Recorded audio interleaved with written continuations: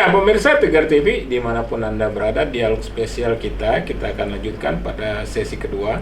Sesi pertama banyak hal yang sudah disampaikan oleh Pak Dr. HM Aditya M. Biomed, Ketua LDII Lampung, bersama Ustadz HM Tarmin Abdullah, Wakil Ketua LDII Kota Bandar Lampung.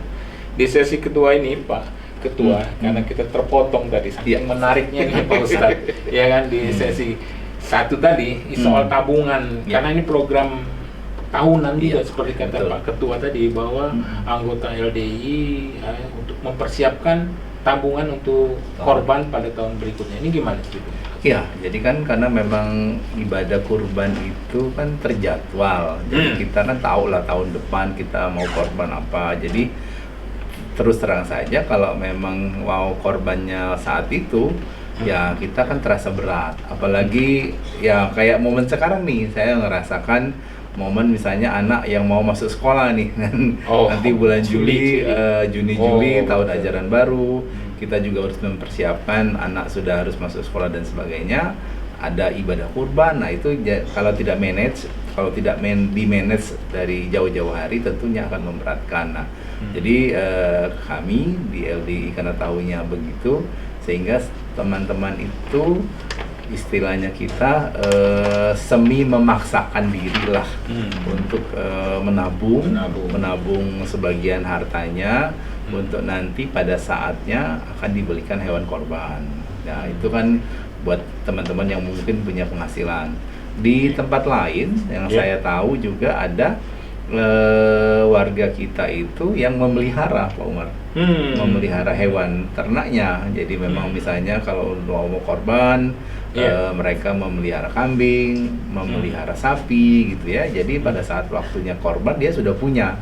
Nah memang kan kalau sapi mungkin butuh waktu yang agak lama ya, karena bisa dikorbankan 2 tahun ya Pak Ustadz, kalau kambing kan setahun misalnya. Jadi memang itu kita sudah benar-benar kita hitung ya. Jadi memang itu yang aku bilang, warga LD itu antusias. Jadi antusias memang menganggap ini pahala besar, yang mungkin kadang-kadang kan kita selalu menasihatkan diri kita sendiri itu, siapa tahu tahun 2024 kita sudah nggak ada lagi. Siapa yang tahu ya. Jadi mumpung kita 2023 ini kita masih ada umur, kebetulan masih ada rezeki, ya kita maksimalkan. Jadi memang itu kita motivasi juga Pak. Jadi memang istilahnya kalau di kita itu di samping kita memberikan caranya, memberikan cara jalan keluarnya, di sisi lain juga kita memberikan pembinaan spiritualnya. Tadi Pak Ustadz tadi kan ada pengajian, ada nasihat-nasihat agama, sehingga orang tergerak, sehingga orang-orang warga kita itu merasa memang ini kesempatan mumpung masih hidup dan sebagainya. Jadi ada pembinaan yang sifatnya lahiriah, ada yang batiniahnya, sehingga begitu itu menyatu, kita harapkan menjadi dorongan. Dan kadang-kadang kita tuh seperti nggak menyangkal Pak Umar. Jadi kadang-kadang kita lihat warga kita itu mungkin secara finansial, ekonominya mungkin ya biasa-biasa saja gitu ya, rasa-rasanya juga ya hidupnya mungkin, tapi begitu mau korban tuh ada tabungannya, ditunjukkan ke pengurusnya bahwa sekeluarga bisa beli 1 kambing misalnya. Itu kan itu benar-benar diwujudkan gitu loh. Jadi saya tanya kenapa, ya memang karena ya disiapkan, ditabung gitu ya, bisa nabung sendiri, bisa nabung di pengurus PC dan PAC-nya, sehingga memang ini kesannya memang jadi ini juga. Atau ada juga yang tahu-tahu alhamdulillah Allah kasih rezeki misalnya kan, ya kayak PNS tahu-tahu ada gaji ke-13. Saya alhamdulillah kok. Tapi memang kalau LDII, karena saya juga mengikuti setiap tahun itu Pak Ketua, semarak memang hari raya kurban ini. Iya Pak. Jadi memang kita bukan, karena kebetulan saya ngaji di LDI itu bukan di Lampung sebenarnya Pak. Saya di Palembang. Jadi saya masih di mahasiswa di Fakultas Kedokteran di FK Unsri. Saya ngaji di awal-awal saya kuliah. Saya melihat suasana yang demikian tuh. Jadi memang itu yang saya bilang, saya kebetulan punya cerita yang agak haru juga. Saya lihat orang-orang yang nggak mampu itu memang merasa panggilan jiwa ya untuk jadi memang itu. Nah, kemudian para ustadz, para mubalik buat menyampaikan ilmunya tentang bagaimana besarnya pahala berkorban itu, jadi itu motivasi. Jadi memang kemudian pada saat pelaksanaannya juga kan kita waktunya kita tunjukkan bahwa LDII itu korbannya itu memang kita tidak hanya untuk warga, tapi kita sebarkan. Jadi kita membuat kegiatan hewan korban ini tidak hanya asik dengan lingkungan kita, tapi juga dengan warga sekitar. Mungkin hal-hal yang perlu kita bantu gitu ya, panti jompo, ada panti tunanetra dan sebagainya. Kita memang sengaja memang karena kapan lagi kita bisa membantu saudara-saudara kita. Dan saya tuh makin haru kemarin waktu saat pandemi COVID-19, bayangkan loh Pak, kita jangankan istilahnya itu kan kita masih susah ya, orang-orang juga kesulitan, tapi giroh semangat untuk berkorban itu tetap terjaga sih. Jadi memang ini sesuatu yang mungkin Allah juga lah yang memberi kesemangatan tersebut gitu loh Pak Umar. Pak Ketua, ini tahun 2023 ini kira-kira prediksinya, karena sebentar lagi kan kita Hari Raya Kurban, untuk LDI Provinsi kira-kira untuk kita itu biasanya kami seminggu, jadi H-7 kita baru dapat data lengkap ya. Tapi baru awal-awal kita sudah ada lah ya di PC, PAC. Jadi kita berjenjang Pak Umar, dari PAC ke PC, dari PC ke DPD. Nanti kayak beliau nanti ngelapor ke kami dari DPD Kota Bandar Lampung. Tahun 2023 ini kira-kira sapinya berapa, kambingnya berapa ya, mungkin ada yang motong domba. Itu nanti dipusatkan di provinsi? Enggak. Cuma laporannya saja. Laporannya. Tapi masing-masing kota bisa memotong. Kita juga pengen melihat juga, karena instruksi dari Bapak Ketua Umum bahwa memang syiar hewan korban itu juga kita manfaatkan untuk kita berbagi dengan lingkungan. Jadi memang kita akan laporkan di Lampung real loh Pak, jadi tidak ngarang, jadi datanya itu benar-benar real dari PAC ini yang kita bagi berapa gitu ya. Saya ingat tahun 2023 itu kita membagikan sebaran hewan korban se-Provinsi Lampung itu hampir 83.000 lebih. Tahun lalu. 83.000 selampung ya. Kita membagikan hewan korban itu ke semua.